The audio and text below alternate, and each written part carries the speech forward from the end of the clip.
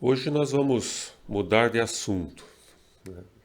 Nós vimos até agora o plano de salvação, toda a promessa de salvação, toda a obra que Cristo fez. E então nós vamos interromper aqui, a questão da obra de Cristo. E agora nós vamos partir para ver qual a participação do Espírito Santo em todo esse plano, em toda essa obra que Deus fez para nos salvar.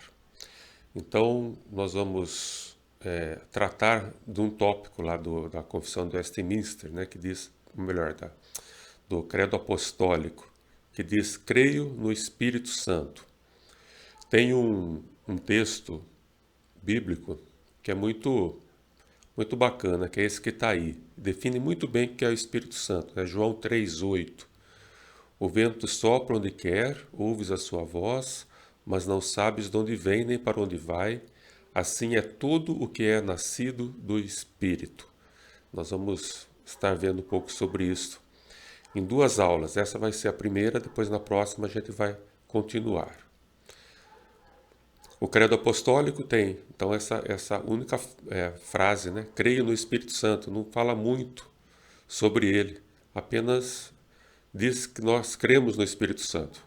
Então vamos ver o que mais a gente pode ver a respeito do Espírito Santo. Primeiro, a questão da própria palavra Espírito. Tanto no hebraico quanto no grego, Espírito é vento, vento ou sopro. Então essa é a ideia, do termo. É que é algo que age, igual ao vento, impulsiona sem ser visto. Nós não sabemos de onde vem, para onde vai, mas produz efeito, O vento tem uma consequência.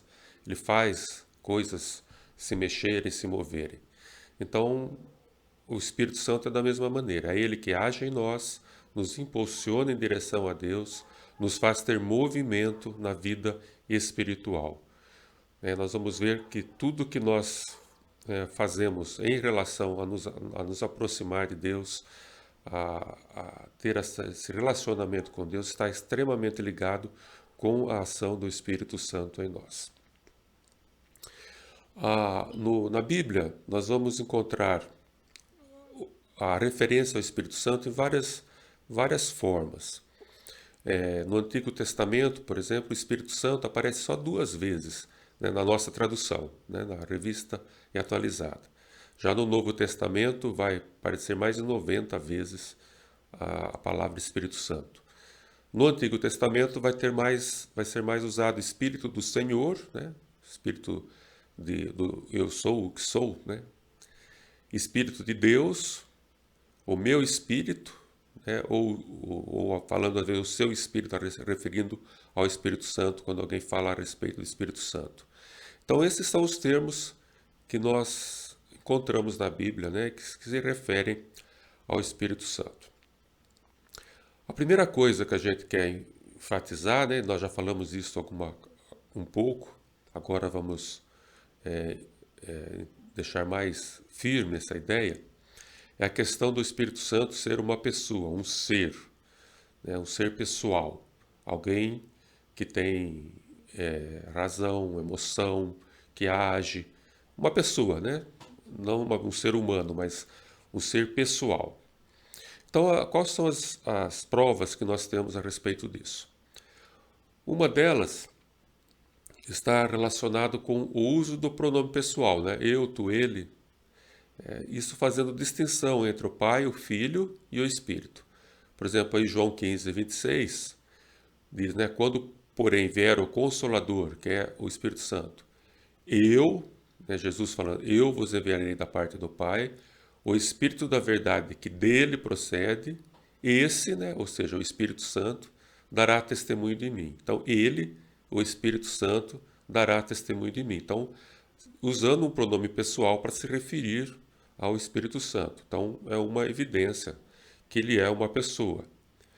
Outra coisa, a questão são nomes distintos, Lá em Mateus tem a ordem de fazer discípulos, Ide, portanto, fazei discípulos de todas as nações, batizando-os em nome do Pai, em nome do Filho e em nome do Espírito Santo. Então são três nomes distintos. Então isso define também que ele sendo uma pessoa distinta do Filho, distinta do Pai, embora único, né, na Trindade, um só Deus. Lembra que a Trindade é algo que a gente não consegue explicar. Nós cremos porque a Bíblia é muito clara a respeito disso. Uma outra coisa são funções, né? Cada ser da Trindade, cada pessoa da Trindade tem funções diferentes.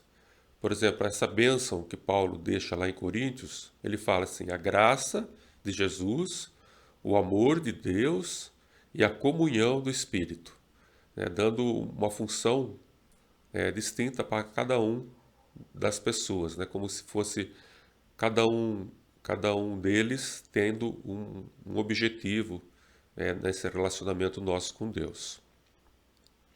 Uma outra coisa é vontade, né? O Espírito Santo tem vontade própria, ele age de acordo com a vontade dele.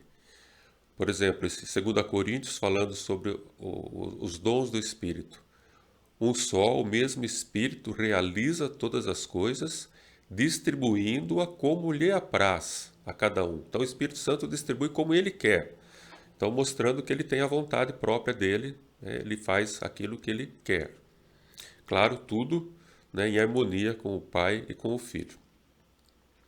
E por último, né, nós podemos ver que ele é uma pessoa, porque nós podemos ter ações, cometer ações que estão relacionadas a ele. Por exemplo, a Bíblia fala em pecar contra o Espírito Santo, fala em entristecer o Espírito Santo, fala em mentir para o Espírito Santo, em obedecer o Espírito, em resistir ao Espírito, em blasfemar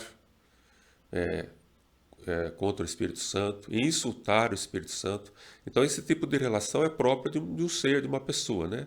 Se o Espírito Santo fosse um poder, né, só uma força, e não um ser, a gente não poderia falar essas coisas a respeito dele.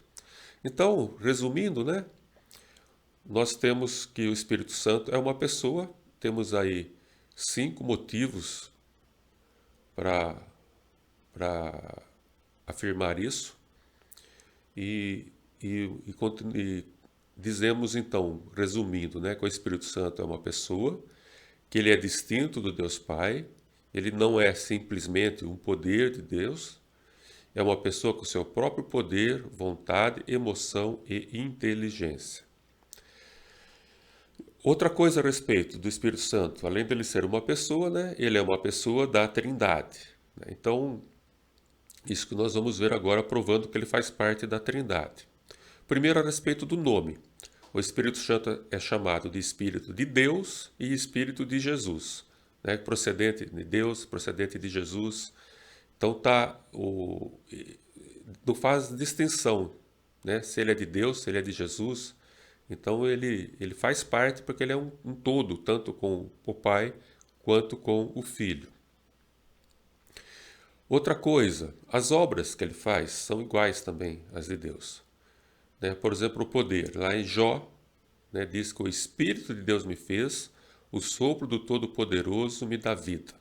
Nós sabemos que quem fez o homem foi Deus, Pai, Deus Filho, e aqui o Espírito Santo também. Então ele fez as mesmas coisas, e ele é colocado junto, né, na mesma obra, e ele faz as mesmas coisas que Deus faz. Ele também tem os mesmos, aqui, por exemplo, esqueci desse pedaço. Nunca jamais qualquer profecia foi dada por vontade humana. Entretanto, homens santos falaram da parte de Deus, movidos pelo Espírito Santo. Então, a conjunção de obras, né? Falar alguma coisa de Deus, usando o Espírito Santo para fazer isso. Então, eles fazem as mesmas obras com os mesmos objetivos. Então, tudo isso torna ele um ser único. Sentimentos em comum. Esse texto aqui de Atos é a respeito de um problema que a igreja teve lá no início, né, de uma mentira. Alguém que quis aparecer, né, se exibir diante da igreja e mentiu para isso. E interessante que ele vai misturar o Espírito Santo com Deus aí. Então disse Pedro: Ananias, por que encheu Satanás teu coração para que mentisses ao Espírito Santo, né? Reservando parte do valor do campo, conservando porventura não seria teu, e vendido não estaria em teu poder? Como, pois, assentaste no coração esse desígnio? Não mentistes aos homens, mas a Deus. Então, dizendo que o Espírito Santo é Deus, né? Como pessoa da Trindade. Então, mentir ao Espírito Santo é a mesma coisa que mentir a Deus, porque eles são uma única Trindade. Não crer na pessoalidade do Espírito Santo ou na sua participação na Trindade é motivo por si só suficiente para descartar uma religião como genuinamente cristã. Toda religião que é cristã, que se diz cristã, ela tem que afirmar isso, que o Espírito Santo é uma pessoa e que ele faz parte da Trindade. Essa posição, ela é adotada pela grande maioria dos sistemas religiosos cristãos. Então, os católicos romanos creem assim, os ortodoxos, né, da Igreja Católica, ou os que são arminianos, né, a gente não explicou bem o que é isso ainda, os calvinistas, que somos nós, se a Igreja é histórica, se é pentecostal, não interessa, todas elas vão afirmar isso, que o Espírito Santo é uma pessoa e que ele faz parte da Trindade. Poucas vezes na história da Igreja houve questionamento sobre esse assunto. Por isso, talvez até que no Credo Apostólico é colocado só essa frase, né? Creio no Espírito Santo, sem tentar explicar mais a respeito dele. Então, existe, né, algumas religiões que se dizem cristã que não afirmam isso, né? Vou dar só um exemplo. Os Testemunhas de Jeová, né? Eles não creem na Trindade. Então, para eles, o Espírito Santo é o poder de Deus, né? É a força que Deus tem.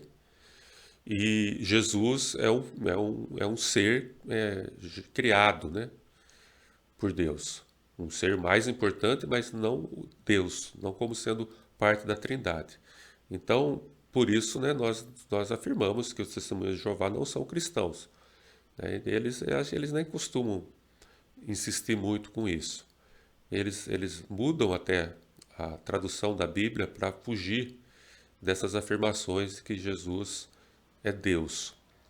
Mas, no modo geral, isso é um ponto pacífico. As igrejas cristãs todas creem que o Espírito Santo é uma pessoa e faz parte da Trindade. O próximo ponto é a respeito das ações do Espírito Santo. Então, nós vamos definir isso de algumas maneiras diferentes. Uma é aquilo que ele faz, que o Espírito Santo faz por ser parte da Trindade. Por ele ser uma pessoa da Trindade, ele tem ações conjuntas da Trindade, que ele faz junto com a Trindade. Ele não faz sozinho, vamos dizer assim. Uma das coisas é os decretos de Deus, né? Tudo que Deus planejou, tudo que ele fez, né? Todo esse plano maravilhoso, né, que começou lá na eternidade, né, teve participação, né, do Espírito Santo. Quem guiou o Espírito do Senhor, quem foi seu conselheiro, né? Então tudo, desde aquele tempo, né, o Espírito Santo está atuando nesse planejamento, nessa forma complexa, né, que Deus criou, né, para ter o homem, para salvar o homem, para ter todas essas coisas. Então ele está desde o início, né, de tudo. Ele também participou da criação, nós já vimos alguns textos, né? Gênesis 1:2 fala que o Espírito de Deus pairava por sobre as águas. Gênesis 1:26 disse: Deus, façamos o homem à nossa imagem, conforme a nossa semelhança. Nós vimos então que participou ali da criação também do mundo. Então, isso é uma das atividades do Espírito Santo, né? Ele participou também da criação, isso em conjunto com o Deus Pai e o Deus Filho. Agora, nessa ação do Espírito Santo, agora, além da que é conjunta com a Trindade, vai ter agora uma específica, uma ação que o Espírito Santo vai fazer, agora em harmonia com a Trindade, mas não fazendo como sendo a obra de toda a Trindade junta, mas ele vai fazer isso especificamente no homem salvo. A, a, a grande atuação do Espírito Santo no homem, e exclusivamente ele age naquele homem que foi salvo e resgatado por Deus. Nós vamos ver, né, que até nós só cremos no que cremos por ação do Espírito Santo. Então, o Espírito Santo é aquela pessoa da Trindade que vai agir diretamente em nós. É ele que vai, nós vamos ver na frente depois, não vou adiantar agora. Mas as ações em nós, as nossas motivações para ir diante de Deus, para ir encontrar Deus, para ter condições de ser salvo, é tudo obra do Espírito Santo na nossa vida.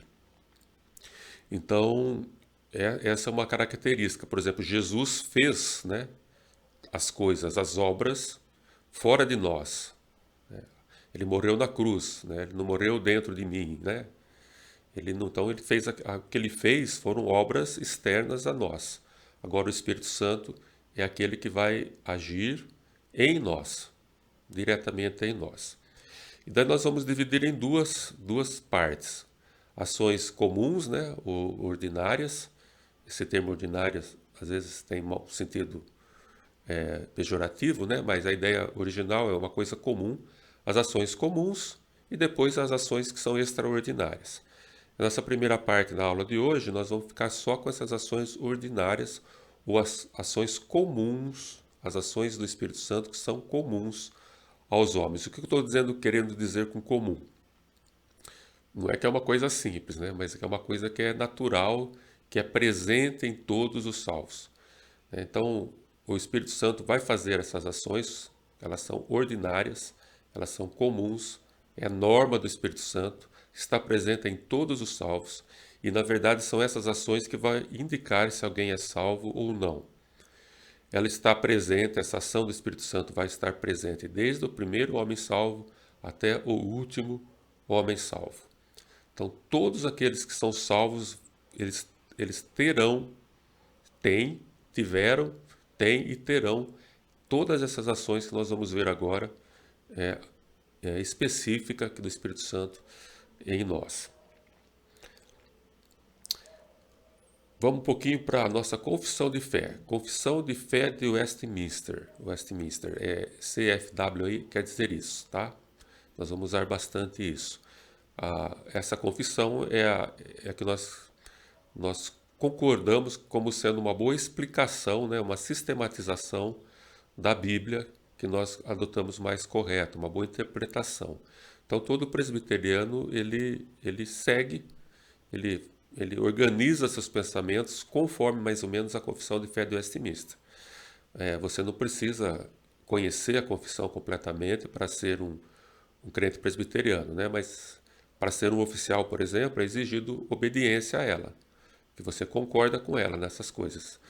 Quando a igreja não concorda com alguma coisa da confissão de Westminster, quem tem que decidir se está certo ou errado é a igreja e não as pessoas que fazem parte dela.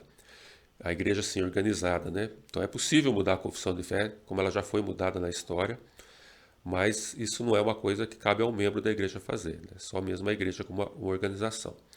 Então nós vamos citar bastante trechos da confissão para mostrar o que nós cremos e depois ver na Bíblia também. Então o que diz aí no capítulo 34? O Espírito Santo prepara o caminho para o Evangelho, acompanhando com seu poder persuasivo e recomenda a sua mensagem à razão e à consciência dos homens. Então essa é uma afirmação da confissão de Westminster. Quem prepara o caminho para o Evangelho, quem nos faz se interessar pelo Evangelho, né? Quem faz a gente ser persuadido pelo Evangelho é o Espírito Santo. Então, quando a gente já tem esse interesse pelo Evangelho, é bem provável, né, que isso já seja consequência que nós somos salvos, né? Nós só estamos no caminho, porque o Evangelho, o Espírito Santo, então, vai começar a atuar em nós para nos levarmos até o fim, que é reconhecer Jesus como Salvador. O Espírito Santo, o qual o Pai prontamente dá a todos os que lhes pedirem, é o único agente eficaz na aplicação da redenção. Ele convence os homens do pecado, leva-os ao arrependimento, regenera-os pela sua graça, persuade-os e habilita-os a abraçar a Jesus Cristo pela fé. Ele une todos os crentes a Cristo, habita neles como seu consolador e santificador, dá-lhes o espírito de adoção e de oração, e cumpre neles todos os graciosos ofícios pelos quais eles são santificados e selados até o dia da redenção. O que está dizendo a confissão aí? Que tudo que nós temos da nossa vida espiritual foi motivada, teve início com essa atuação do Espírito Santo na nossa vida. Ele que nos convence, é que nos aproxima, nos traz, tudo procede dele. Né? Nada vem da gente, tudo começa com ele mesmo. Então vamos na Bíblia agora ver esses textos, essas afirmações da confissão do Westminster. Primeiro, a questão que é a aplicação da salvação.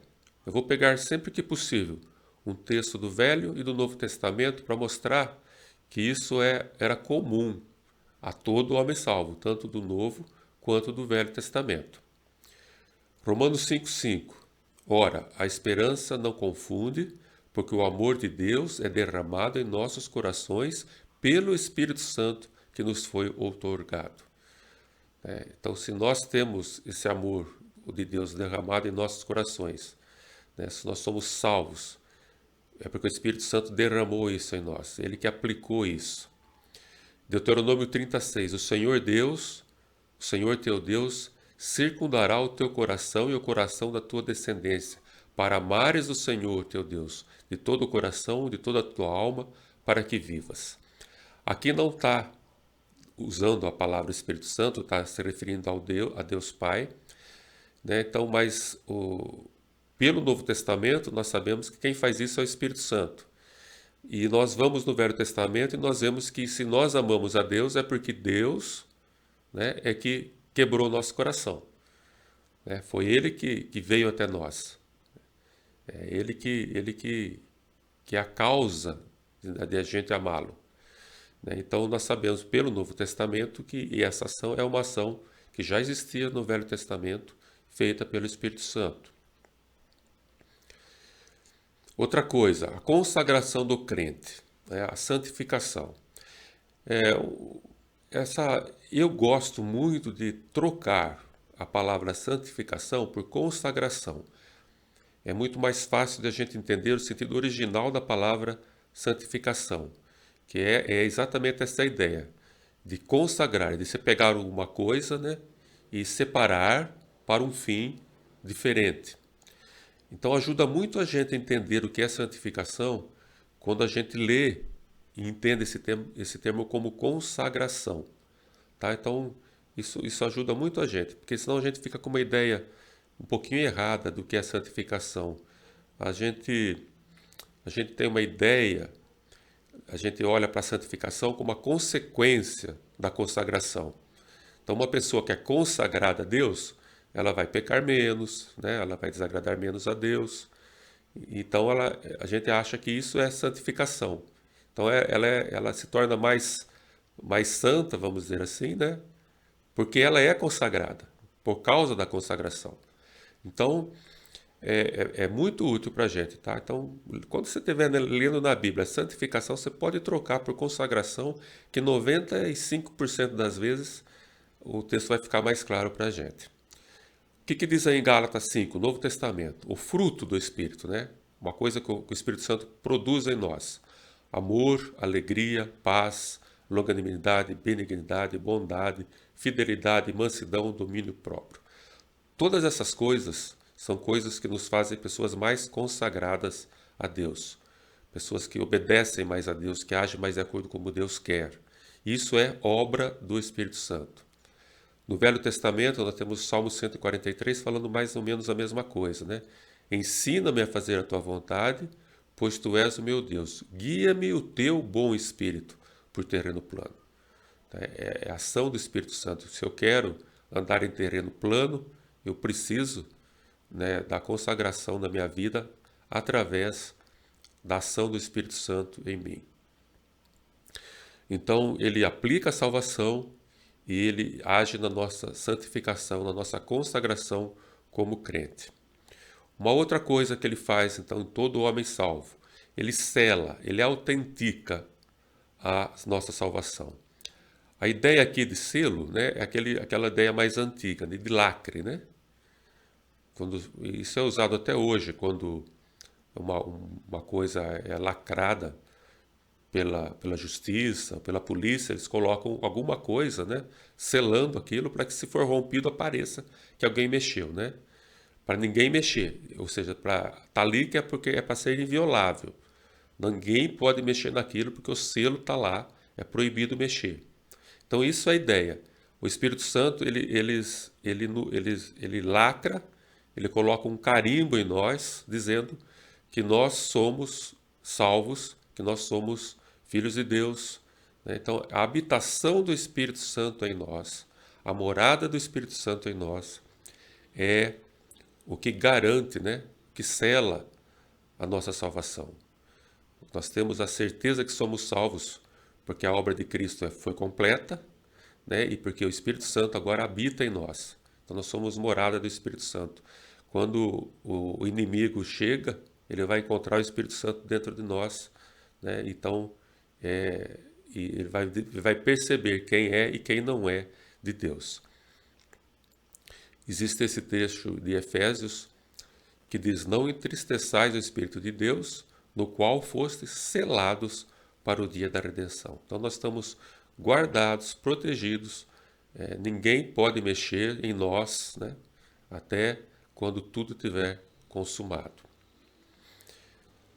No Velho Testamento nós não vamos encontrar essa expressão bem clara, mas nós vamos encontrar que, não vai falar desse selo, né, mas vai dizer que o Espírito Santo habitava também nas pessoas do Velho Testamento. Então é a mesma coisa, né? É o Espírito Santo que vai lacrar, que vai dar essa garantia que nós somos salvos.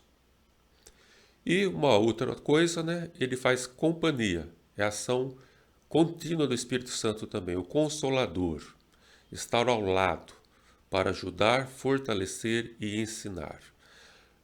Exatamente aquilo que Jesus fez quando ele esteve na Terra, né?